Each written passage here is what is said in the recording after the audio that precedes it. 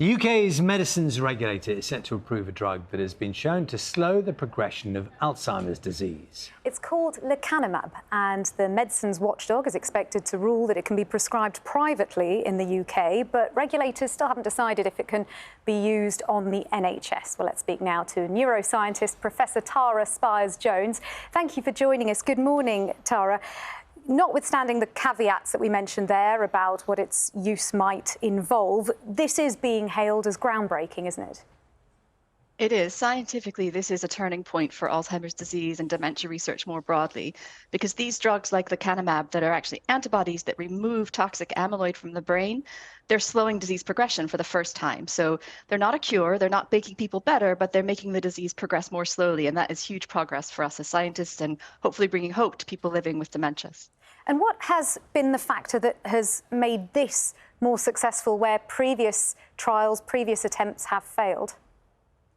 We've gotten better at detecting who's in the very early stages of the disease for a start. So these drugs like lecanemab are only working in very early stages, and your brain is absolutely amazing.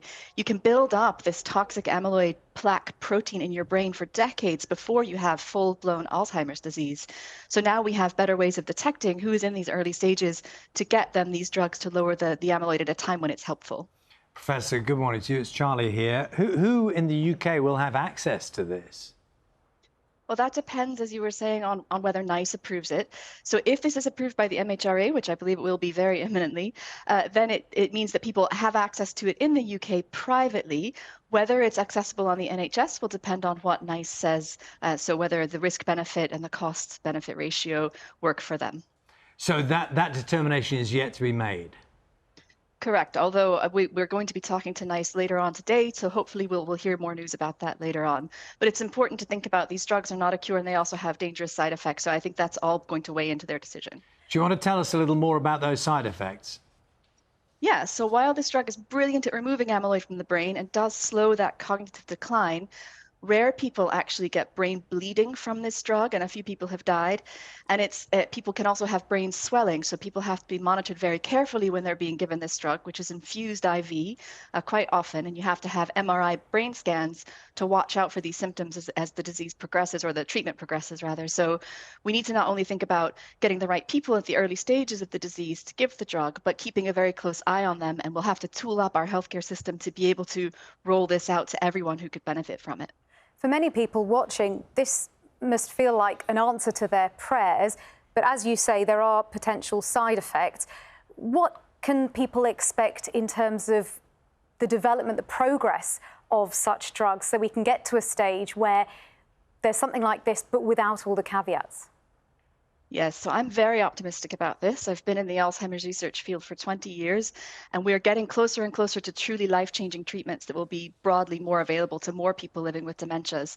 So we're getting better at detecting who has the early stages, and even now there's progress towards a blood test. It's not approved yet, but we're getting closer to be able to check with a blood test who has this disease.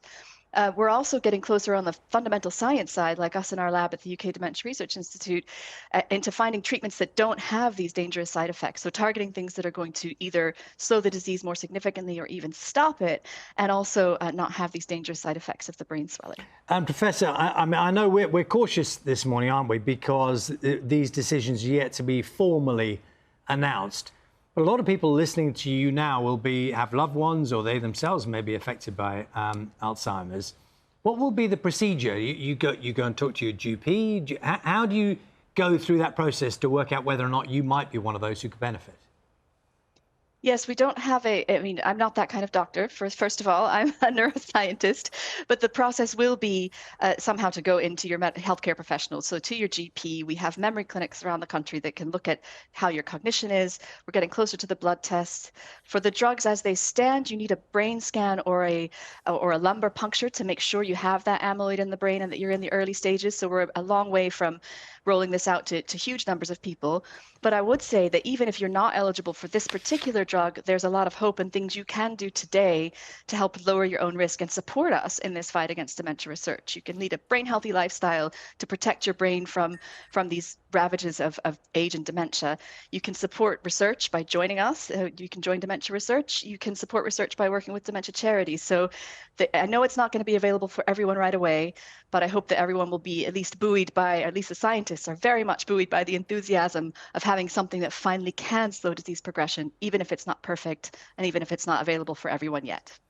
Professor, thank you very much. That's Professor Tara Spires-Jones, neuroscientist at the University of Edinburgh. Thank you very much. Yes, a ray of hope for a lot of people there.